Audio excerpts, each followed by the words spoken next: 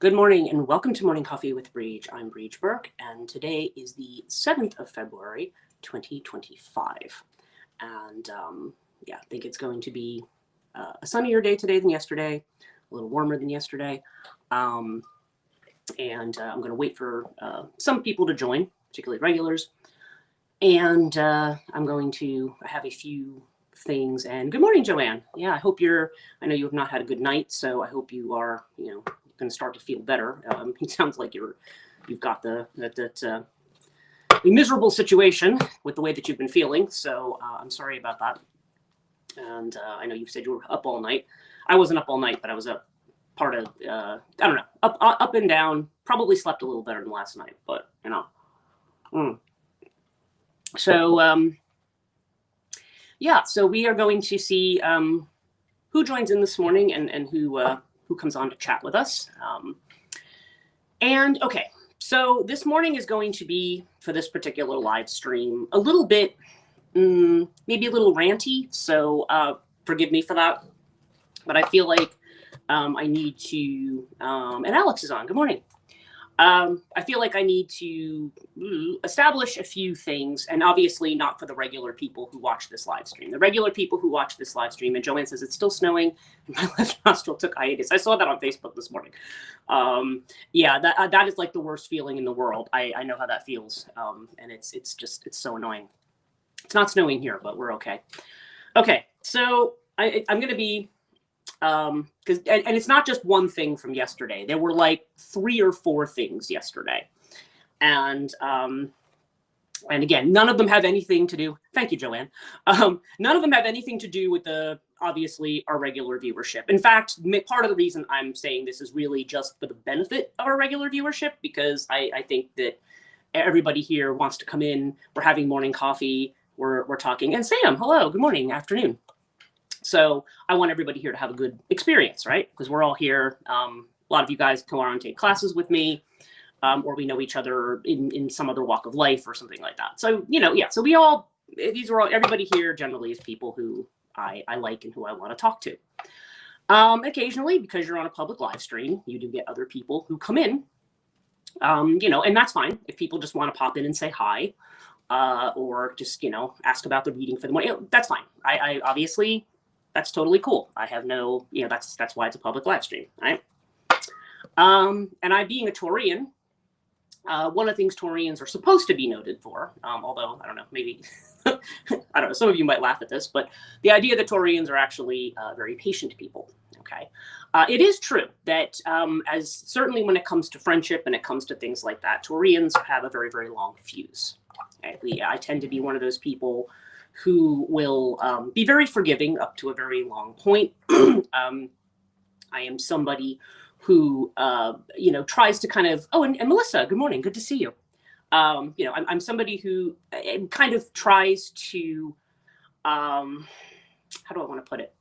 I'm one of those people who kind of tries to see things from another person's point of view. And good morning, glad you could join us. And from Texas, okay, wow, you're up a little early for you.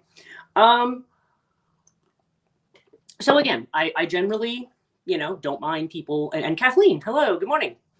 I don't mind people joining in. Now yesterday, again, I said, those of you kind of just joined, I kind of had like 3 or 4 things, and not all of them were connected to this. And Sam's going, oh, what did I miss? Probably not much, but occasionally there are comments that will pop in on the live stream from people who are, let's just say they're very sexualized comment. Taurians are solid and loyal friends, with what Alex says. Yes, we are. And so there's people who have been made, and again, people will say, well, internet, weird place, right? I remember I was watching Phil Henley, whose live stream I like to watch. I'm also on his Patreon, and he had actually posted, I'm not going to discuss what the incident was, but he had some kind of an incident with somebody on his live stream who was doing some very odd things, and who those people were summarily blocked. And he just, all he said to the Patreon subscribers was, the internet's a weird place, folks. And I was like, yeah, you know what, that's true. So obviously the live stream that I do here, dance, the live stream that I do here is to do a daily reading for everybody. and also to, to talk about spiritual topics, to talk about what's going on in the astrology, to talk about any kind of messages that I get, stuff like that.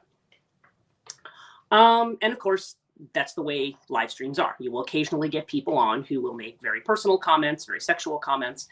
And now again, I just, when I see those things come on, I literally just go remove block, because really it's just a violation of YouTube's terms of service. That is not protocol for entering a live chat room. And I don't know, maybe I have to do the community standards thing and make people like sign off on it before they start, which seems ridiculous because you'd think people have common sense, but then again, internet, right? So to me, it wasn't even so much that people came on and had certain comments the other day. It was just that then when I did not, or when I blocked certain people, I started getting like this backlash of personal comments, like, what the fuck is wrong with you kind of thing. And pardon my language here. But I was just kind of like, okay, that is a bear you don't want to poke. Because my feeling is, first of all, people who are on my live stream and don't respect what's going on and don't respect me, I'm not here to turn my attention to you. Okay. I always think about it like if you were having a meeting, like if we were all having an in-person meeting here and then you all kind of showed up, and good evening. If you were going to show up and a random person just came in the room, sat down and started making sexual comments, that person would be not only fired, but they'd be removed and they'd never be allowed back on again, So yeah. So I'm kind of setting the boundary on this live stream with regard to respect. We're all here. I don't mind. We do have a regular group. Totally don't mind people coming in from the outside. And well, I shouldn't say from the outside. I don't want to make it sound like there's, a thing. Good morning. You're from Brazil. Oh, good morning. Glad you could join us. But when I have people who come in and make very personal and very offensive and I'm like, okay, I don't know. That's crossing a boundary. Like if somebody came up to me in the street and did that, they might be sorry that they did. So yeah, I am not. I don't have any patience for that at all. I don't. I just block right away. So I am just going to. I guess it's just. And again, I don't feel like there's any issue with anybody who's on at the moment. But people who come in and want to, think that this is a place where they can come in, make someone a moderator, it helps. It would be good. The problem is I do these every morning at 7:30, so I kind of end up having to be a self-moderator. I do agree with you. I think having mods is good. If this was like a once a week live stream or something, then yeah, I could probably, or even YouTube might even hire somebody to be a mod, but it's really hard to do. So anyway. There was some comments yesterday that I was just kind of like, who comes on a live stream and does that? So, and I don't know. And sometimes people, I don't know, they just feel free to do that. Anyway, just letting people know that, that's something that I'm going, I'm just cutting off at the pass. So if there's anybody who watches and feels like that's what they want to contribute, they don't. Okay. All right. So that's number one.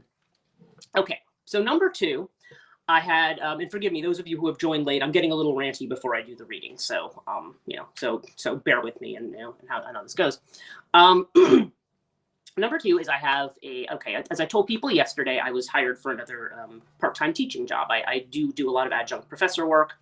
I usually teach myth, religion. And right now I'm actually teaching something in the other field that I was an expert in, which is library studies. And this is an information literacy course. A topic that I think is hugely important. Even though I have kind of retired from the library field, I find it to be a very important topic because information, we live in a world where almost 50% of the information we get on the internet is generated by machines and bots and things like that. I think it's very, and we have so much of it coming at us all of the time that I think it's very important to be able to teach students not only in how they can constructively navigate that landscape, but also in how they can creatively make use of it. So I think that is a great thing. I think that is I find it, okay, I signed up to do this class because I want to play with it. I think this will be a fun thing to do. It's about half of what I usually make as an adjunct. And I understand that this university has never paid very well. They never paid their adjuncts very well. But so so yesterday, an email came through after the live stream And it was just kind of a very, very interesting message because I was hired for the job. It's a place I used to work, so I know most of the people involved here. And, but the message, okay, it was a very curious one because it was a Zoom meeting invite. And it was, reminder, we're meeting at 11 to discuss this class. And I'm like thinking, who's meeting at 11 to discuss this class? Like, and then as I went through and I looked at who it was sent to, who was carbon copied on it. And I was just like, oh, okay, I'm just being copied on this message because my paperwork hasn't even gone in. I'm not even an employee. Okay, like, why are you asking me to come to meetings? But I'm assuming, but the person wrote in the notes, this is a meeting that we hold every 3 weeks for this class to discuss it and see how it's going. And I thought, yeah, you can have a meeting every 3 weeks. I have other things to do. And I'm not going to be, my worry about this thing that I've signed on for is that I'm going to be micromanaged through the entire process. People who know how I teach know I have my own teaching style, that I'm organized, that I know how to teach. Some of the people on here have even taken library instruction with me, and they know how I teach. I don't need somebody who's only been out of library school for 2 years to talk to me about how I'm going to teach a class. I mean, and I'm sorry, I know that sounds a little snooty and elitist, but I'm kind of like, no, when I'm hired as an adjunct, usually the assumption is, okay, you know what you're talking about. You know, generally there might be like a first meeting where people will say like, oh, okay, this is what we're covering. This is what the university standards are. This is what we need, blah, blah, blah. That's fine. I'm okay with that. You know, sharing the course materials, saying, well, these are the things, and this is the kind of outcomes that are being expected by administration. Fine. You tell me what the parameters are. And Joanne says, yeah, I hate that too. Oh, yeah. And so my concern is I just simply didn't respond to the email because I just thought, okay, I think maybe this is not really meant for me. It's more of a copy on it. But I just also, even just the tone of it, like there's no, oh, hi, welcome to, teaching this class. I was just like, the tone of it was almost like a reminder, this is something you're going to do kind of thing. And again, maybe that's not aimed at me at all. I'm saying like, okay, I'm going to try to give this the benefit of the doubt and say like, okay, this maybe is for somebody else. But I'm just like thinking, you are fantastic. Thank you, Kathleen. Yes. Saying I'm a fantastic instructor. Yes, thank you very much. And yeah, and so the idea that I'm going to have somebody sit down every 3 weeks to critique how I'm to strategize, or yeah, seriously. I'm like, this isn't, and the thing is, I feel like it's being run in a very high school kind of a manner. And I'm like, by people who have never developed a university course before and are actually inflating the importance of this course, because it is still a gen ed. And I'm sorry to tell these people that gen ed still does not have any respect in the university setting. It's something, it's like a necessary evil as far as the university is concerned. Yeah, we've got to pay people to cover this stuff, but this is not really where we want to put our money. And the students feel that way too. This is a box that they have to check so they can go work on their major. They don't. You have to be fluid and play with it. If you're going to try to go into it and you're going to be all like, we're going to be dead serious and we're going to supervise this and we're going to have all kinds of outcomes. I mean, and it seems to me like they are very number obsessed. Like, we want to get statistics on everything and this and that. I said, you're not getting it from my class. You're not getting it from my class because I don't work that way ever. And so, yeah, now I don't know. Now maybe things will turn out to be different, and I really sincerely hope that they do. But that would set me off. You know what you're doing and you're vetted. You should be allowed to run your class the way you feel is best. Right. And anyway, there's something I could say about librarian culture, which is one of the reasons I was just gotta like, yeah, I'm going to get out and do my own thing at this point. But I won't. I'll just kind of leave it at that. But that was just something yesterday that really kind of, I just thought, okay, I hope this is not your expectation that you're going to supervise me in this class. Because if you come into my classroom and try to supervise what I'm doing, which I'm not saying this person's going to do that, they're probably not. But if they do, like, oh, I just need to observe how you're doing it, I'm just going to be like, get out, get out. I didn't, I'm not being paid this minuscule amount of money to be micromanaged by somebody who's not my supervisor. I mean, it's just like, I don't know. And again, the whole thing may not turn out that way at all. It may be fine, but I don't know why. My gut tells me that this could be something that's being moved in the direction of like, you know, I'm going to steer how your course is going to go. And my response to that is going to be, haha, no, you're not. So, you know, because like I said, I already have in my mind what I want to cover, how I want to teach this class, and I want to make it fun and interesting. And if there's too many rigid I understand there's like a survey at the beginning and the end of every class. I'm like, well, that's stupid because I'm not doing that. I'm not doing you know, there's nothing I hate more than like if I take even an online session. Sounds like someone is intimidated is what Joanne's saying. Yeah. Or you know what? If I'm going to be totally fair, I think this is a situation where somebody like this is something totally new to them. Yes, trying to establish dominance, right? Yeah, like this is somebody who I think this was kind of maybe thrown in their lap and they feel that they have to make it something important. Okay. And I'm not saying it isn't an important class, but that they have to, yeah, trying to do something like that. And exactly, that's the thing. I feel like, okay, maybe it's not intentional. Maybe it's just the way this person works or the way they think they're supposed to do something. But I'm just like, yeah, you ain't doing that with me. You're not doing that with me. I didn't sign on for this. And if they think that I'm going to take my days off to go to extra meetings, and I'm like, you're not paying me for this. You're not paying. I'm not going to any meetings about this. I mean, you know, I might go to one meeting, you know, if there's one, but if you think you're going to say to me, well, you're going to do this, this, and this. No, you're going to give me the course materials. I will look it over and I will do it my way. And I will take whatever statistics that I think are actually necessary because I've sat on gen ed assessment committees before. And I know that, you know, but again, I'm just dealing with people who are not experienced in course creation and doing that. And I hate to say it, it's usually women 90% of the time. Yeah. And there's a whole lot around it, I think, that I could talk about. But again, I don't want to say too much on a public live stream about my thoughts about the situation. This is a person I've only met a couple of times. It's not that I have anything against this person, but I do feel kind of like, you know, if this is the way that and the thing is, there's not even a hello or a welcome. It's just, yeah, this is what you're required to do. No, it's not what I'm required to do. I didn't get hired to go to meetings on my own time. I'm not a full-time employee. I'm a part-time employee, and I have been hired to teach 2 nights a week, starting in the end of March. That's it. I've not been hired to sit in hours of useless meetings that are a waste of my time. I'm not, you know, just because we want to somehow make it look like we're doing something with it. Like, no, I don't do that. And what I'm saying on the live stream, I will probably tell them very directly because they know that about me. I used to work with them. I've always had the reputation, remember, for being very direct. Yeah. Mm-hmm.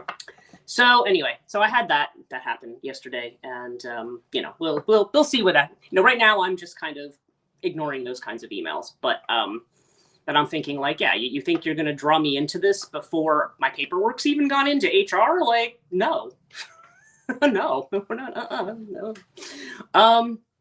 And again, I'm going to try to just assume that, you know, maybe you're just doing it because, you know, you just want me to be informed that this is what you do. And I'm like, that's great. You guys can do whatever you want. I'm doing it my way. So, okay. So there's that. And, yeah, I don't know. I suppose the third thing is just, there's a lot, I seems like I get messages all over the place about, I guess, what's his name? Elon Musk has been given free access to the Treasury and to everybody's social security numbers and identities and stuff like that. And I don't know what he's doing with them. So yeah, so there's generally this general governmental sense of, you know, yeah, all the information that I am trusting you with as the organization that's going to keep it safe. Now you're going to compromise my identity all over the place.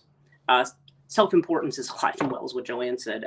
Yeah, well, you know, self-importance, yeah, in quotes, I think, you know, inverted commas. Yeah, it's, so yeah, so I mean, I don't know. I guess it's just a day of feeling, and I don't know if other people have felt this way in their own lives and situations, but I just feel almost like we talked a lot about provocation on this live stream. You know, like we see the Grand Cross card a lot, like the provoker. And I'm like, I'm not sure what I'm being provoked to do here. I guess just to establish and reestablish what my boundaries are, because I'm very big on boundaries. I mean, not in the sense of I don't want to put a barbed wire fence up between me and other people.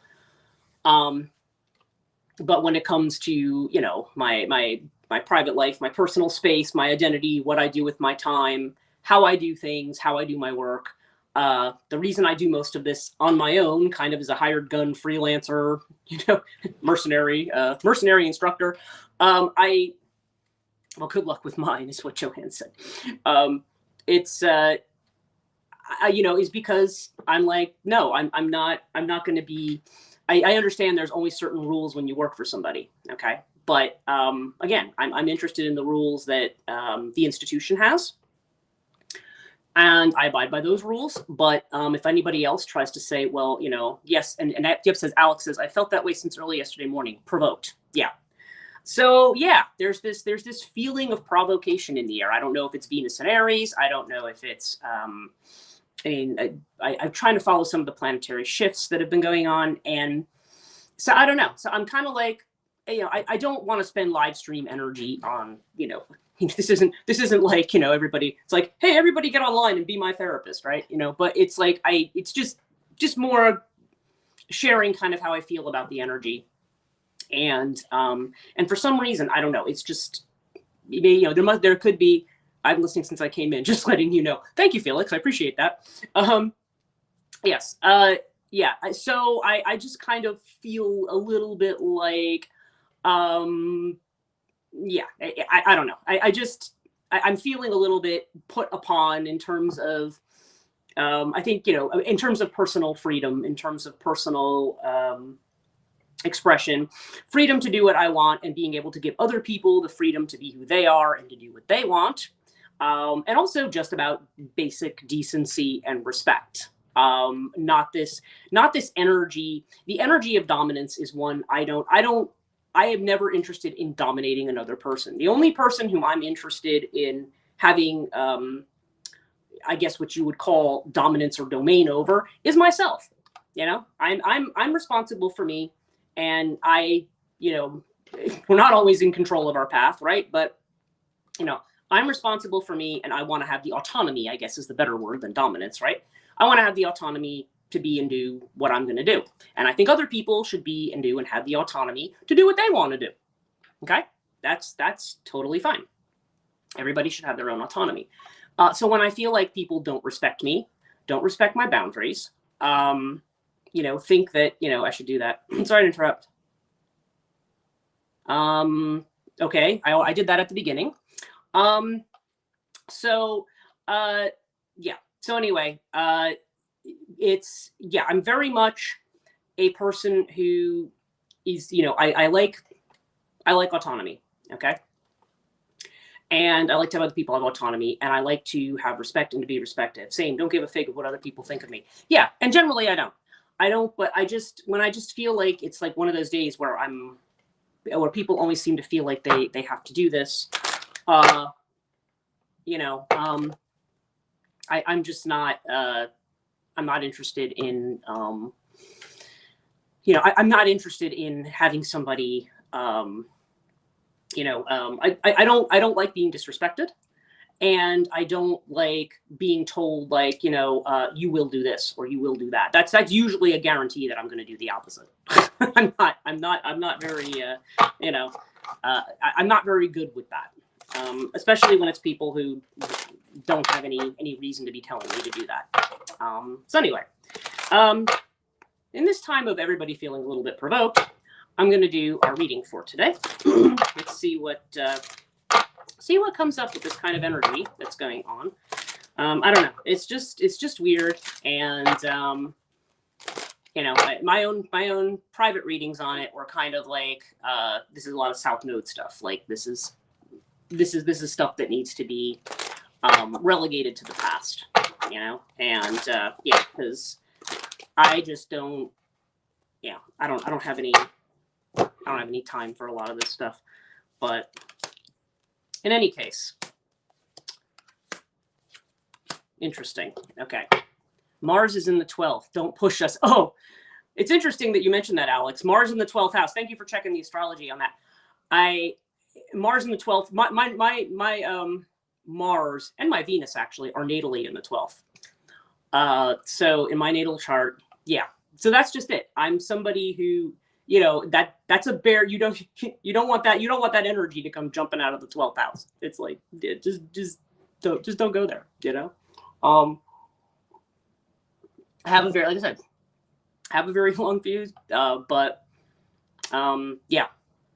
Although actually, Alex, I don't know. I think is Mars in your 12th? Yeah, exactly. We both have Mars in the 12th. I think that's what you're telling me here. But yes, that's the kind of thing. Okay, so what's our center card today? Interestingly enough, is Harmony, 10 of Cups. Harmony. We're going to have harmony, and yeah, this is what we're working towards, because 10 of Cups has to do with emotional satisfaction, and it's emotional satisfaction in a community setting. This is about, you know, getting on with everybody, you know, being harmonious, right? It's the card of harmony. It's what it's called. So this is about harmony, and the inner feeling of which we are unaware. Here's our adventure card again, right? Yeah, exactly. That we want to go on an adventure. We want to move into new spaces. And when you're on a threshold between spaces, frequently this is an uncomfortable space to be. It's uncomfortable no matter what. We can be very uncomfortable with this. And when we are uncomfortable, you know, we have two ways that we could look at it. We could either, you know, lock the doors and close the windows in fear, or we could, you know, we could see something as an opportunity. You know, you know, I think what this is saying here is I think a lot of us want to have that sense of adventure. We want to feel like we're in the planning stages of something new, that we're moving into this new space, and that we can, you know, use a time that seems to be one of kind of chaos and limitation, like using the breakdown of structures as an opportunity to create new ones and to do some new things. Now, the external feeling of which we are aware is the Hermit, okay? So this is interesting. It's the aloneness card is what it is in this deck. Now, next to the Harmony card, okay, we're talking community versus us by ourselves. Us by ourselves kind of doing an inner reflection. What are we doing? What are we looking at internally in terms of what's going on with us? And of course, as I mentioned with this card, I think the other day, as you can see, the Hermit has a glow around him, right? And the glow comes from himself. In the traditional Rider-Waite-Smith deck, you know that the Hermit is there with with the cowl, the long hooded robe, holding a lantern, and the light is in the lantern, and kind of, you know, caged in this lantern. Here, the light radiates out from this person's heart. So even in this state of aloneness, it's kind of like you have to be a light unto yourself. Okay, that's kind of the message of it. We are a light unto ourselves, because, I mean, yes, we live in a world with other people, and we want to be with other people and work with other people. Ultimately, we know that we need to be a light to ourselves. We need to be the ones who are our own guiding star, regardless of anybody else. Okay, there needs to be, you know, we need to figure out our own path, because ultimately, okay, the phrase that's kind of coming in my head right now is the most important things that you do in life are going to be things that you have to do alone. There will always be, you know, there's people around you, there are communities, there's support and things like that. But aloneness says, I want to, you know, this is saying that ultimately, you know, a lot of the big changes in our lives are things we have to do on our own. We discussed the Hermit in my Kabbalist tarot class. Yes. Well, the Hermit, yes, Hermit is Virgo. I'm trying to remember where the Hermit is on the Tree of Life. I don't have that. You might remember that since you've discussed it more recently. If I had my Kabbalistic deck, I could see it right the top. But yeah, the Hermit energy, that's Virgo energy. And that is, interestingly, we're talking about the South Node, right? That's Virgo. Yeah, it's about that self-reflection.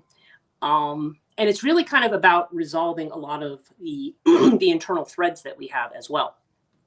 Because the Hermit is where our wisdom comes from. The Hermit is also kind of about stilling a lot of the other voices that we have that are more connected with the mind. As we've talked about quite often, and people maybe who are new to this live stream have heard this or not, but when we talk about the mind, a lot of times the mind is what people have treated as the the thing that puts humans above the animals, right? The thing that makes us great is the fact that we have a mind. And the problem is the mind is actually the thing that entraps you, because you get stuck in a loop all the time.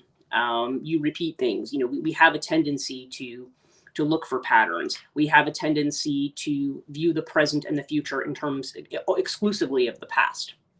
I mean, sometimes you do need to look to the past, but we always look at when we are faced with a situation where we have to do something new, we tend to want to look for a template. We want to kind of do it the same old way. And a lot of times this has to be like, no, we need to kind of internalize our experience. We need to look at the big picture and then say, what are we actually, what's, you know, what might we be missing? Okay. What might we be missing? I don't know if I said that correctly. And what else is there? What are the other possibilities? Again, you know, the internal thing is adventure. You know, this is the little child walking off into the forest saying, ooh, you know, what's in there? You know, what exciting thing is there that we want to see? What's also interesting, this just kind of jumped into my mind, is that this is almost like, okay, those of you who follow Jungian stuff, this is like Senex and Senex and Puer, okay? Puer is like this eternal child, Puer eterna or Puella eterna, you know, the eternal child, okay, who is enthusiastic and full of possibility, right? That child, that inner child that is there.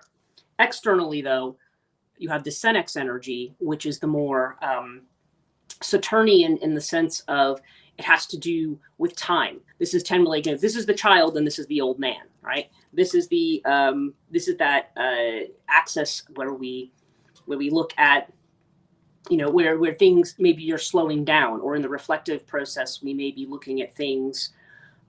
We may be looking at the good and bad of things. You know, when you start out on the journey, you know, everything is new and exciting.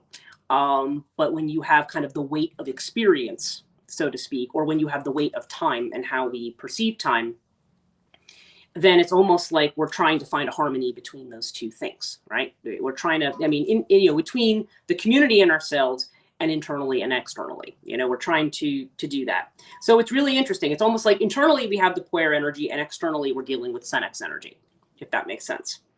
And and just to put this in another perspective, when Carl Jung would talk about Senex Puer energy, that was his archetypal definition of what, you know, which is now called bipolar disorder, what was previously called manic depression, right? That the manic side is the Puer, right? The one that's abundantly full of energy, and the depressive side would have been this one. Okay, so Joanne has a comment. Rav said in the class that the lantern symbolizes bringing light into the world after we have gone within and gained wisdom. Yes, exactly. No, I totally agree with his definition.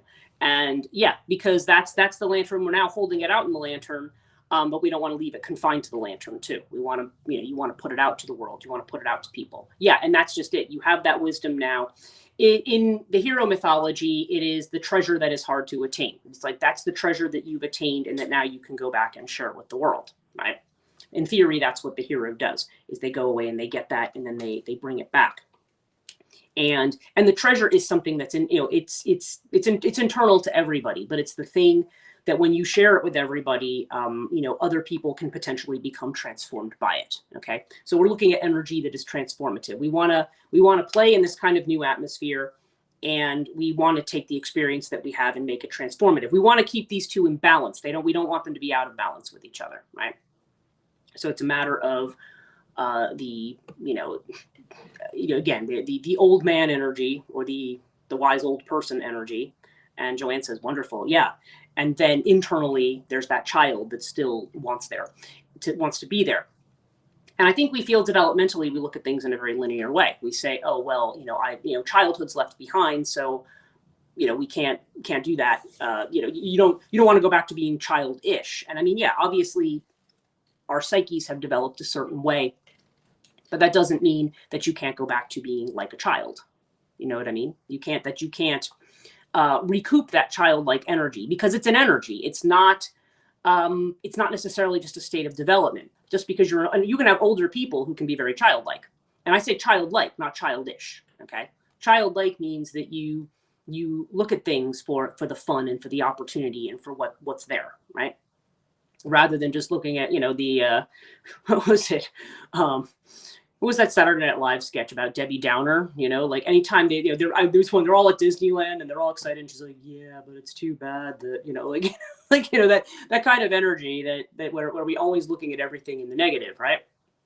So, so yeah, this is a matter of balancing those. Because on the other hand, energy that is very enthusiastic, no comment is what Joanne says, that is unchecked. When we have that kind of unchecked energy, then it can be almost dissipated. Like it doesn't. The Saturnian energy is what allows it to have a form. It's what allows us to put it into a context or a form, so that we can do something with it. Ideas are great, but if ideas are never brought down and manifested in some way, it's almost like needing the masculine and feminine parts. You need the idea, the inspiration, the imagination, the the possibility and potential, and then you also need the structure to be able to put it into a structure. My inner adolescent felt called out. I think we all have an inner adolescent, right? But now this is interesting. Here's our advice card. We have the politics card. Okay, Seven of Swords. Seven of Swords. Okay, so this is the mask, and this is kind of like this, and okay, snake energy.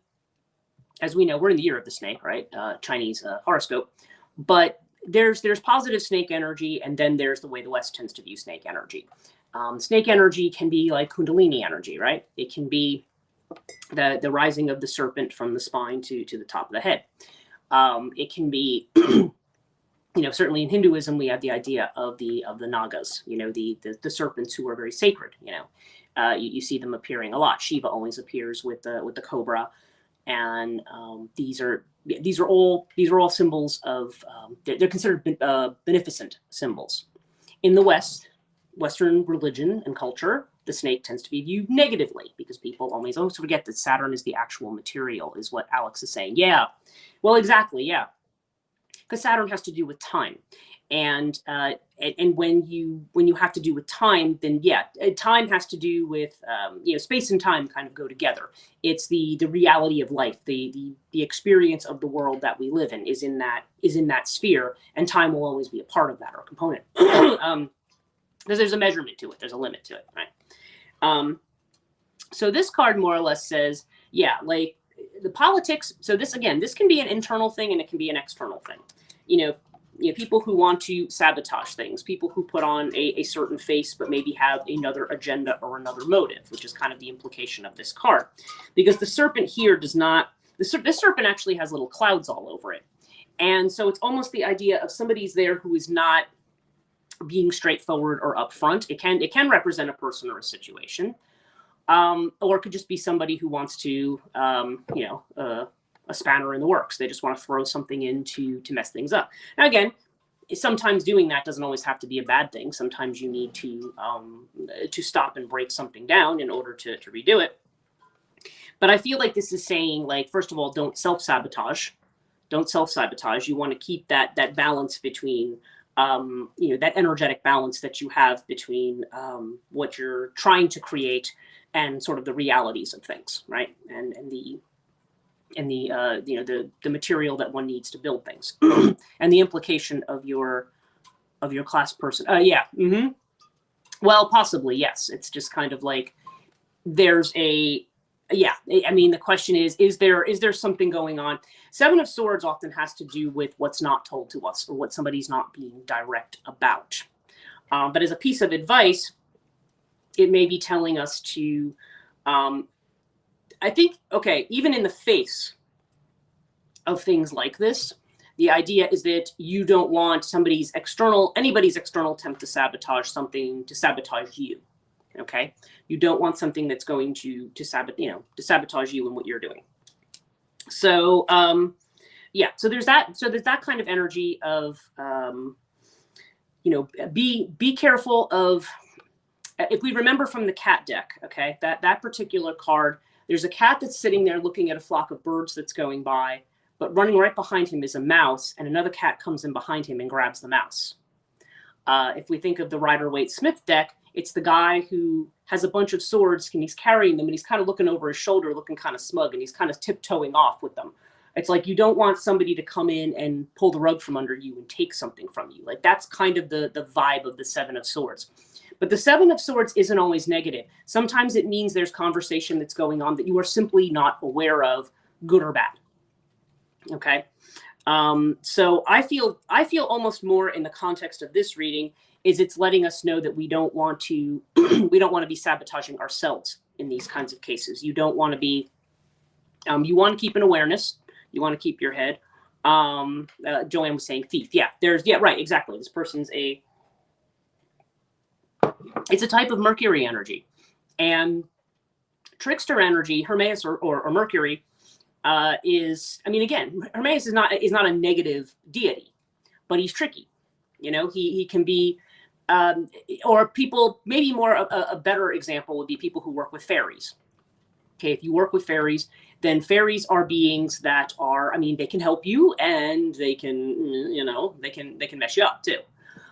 So, and again, it's not that they necessarily have any positive or negative intention towards you. They'll just mess with you when they can, right? And if you're not careful, or sometimes if you take things too seriously, or you did, Loki has the serpent. Yes, right, and yeah, right, and Loki is also one of the ultimate tricksters that we see, or one of the archetypes of the trickster. He's got the serpent. Oftentimes too, we'll think of things like the raven, for example, or the crow rather, or the fox or something, as sometimes also being representations of tricksters. But the idea here is that, you know, trickster energy is something you can play with. Okay, it doesn't always have to be negative, or something that you can, like I was talking about the Zen master the other day, who, when the woman, the geisha comes and she goes to hand him a hot coal, he just whips out a cigarette and lights his cigarette. You know, you take this thing as the opportunity. And Alex says, "Oh yeah, the fairy example is a great one." Yeah, I mean, fairies are tricky to work with. You have to be careful. Because, you know, and again, they don't, it does not have to be a negative experience, but if you go into it too naively, I guess. So yeah, so you want to balance, and coyote in indigenous. Thank you. Yeah, that was the other one I was thinking of, or didn't think of. So yeah, so you know, you don't want this to become a naivety, right? You want to be aware. You want to have the wisdom that you have, that's another aspect of it too. We can sometimes be so enthusiastic that you can almost be too trusting of a situation or a person. So it's almost like saying, yeah, this is a time when you want to keep your wits about you and recognize that maybe not everything is above board. But so, you know, but you don't want that to therefore dim your light or dampen the spirit of your inner child. You just have to have it work in concert with that Senex energy, that where you have the wisdom and experience to see what's going on, but you don't want to lose your sense of play. Our outcome card is postponement. This is the Four of Swords. Okay, and again, we've gotten this card. It seems like this is a repeating card that we get quite often, but as you can see, it's like not looking at the gray, but looking at where the opportunity is. So yeah, and I think sometimes when we feel, I mean, I would say if today's conversation was really around boundaries or the pushing of boundaries, that would be an expression of the, and again, Joanne said, yeah, of this Seven of Swords energy. Yeah, I think that's kind of what it's talking about, that when you are in this space of creating, you are in this space of doing what you need to do, and people come in and they want to provoke, they want to derail, they want to do things. And I think it's just saying, you know, don't focus on that. Focus on where the color is here. You know, don't look in the wrong direction. Make sure you're looking at what the opportunities are. And yeah, and that is just to let people know that is what I'm doing. I'm not, you know, certainly in my case, but I think anybody who's right now who's feeling a bit put upon, and I think all of us might be in our own ways. Like there's always something where somebody has to either has an agenda or has to create an unnecessary obstacle that one doesn't have. and that we don't want to focus on those people because one of the things Azrael said to me this morning when I did my Azrael message, he said, he referred to, what was it? He was just basically saying that these people, that there's no power in any of it. There's no power in any of that kind of a thing. It's just literally there to create an illusion, or maybe to get somebody to track you towards their agenda rather than where you need to go. Okay.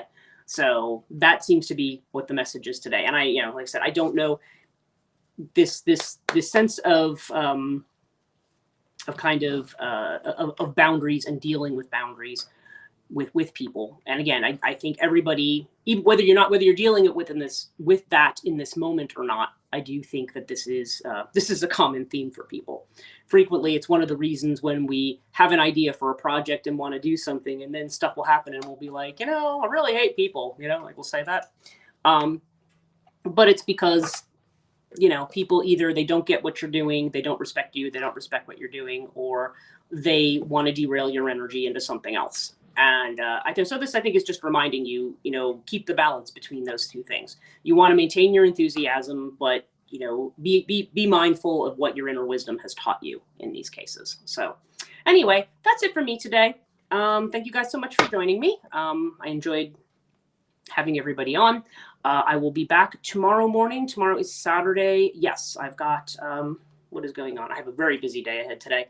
I'm doing Reiki Master training tomorrow. Thank you so much. Needed that reminder, people. Oh, you're welcome. And yeah, I have Reiki Master training tomorrow, and then I forget what's going on Sunday. But yeah, and Monday, I think I'll just remind you, I will not be on Monday. I will, after tomorrow, have some dates for you for people who want to do the tarot workshop and the dream workshop. I'll be able to sort that out after tomorrow. So all of you have a great rest of your day. Thank you for listening to me vent, and I will talk to you tomorrow morning. Take care.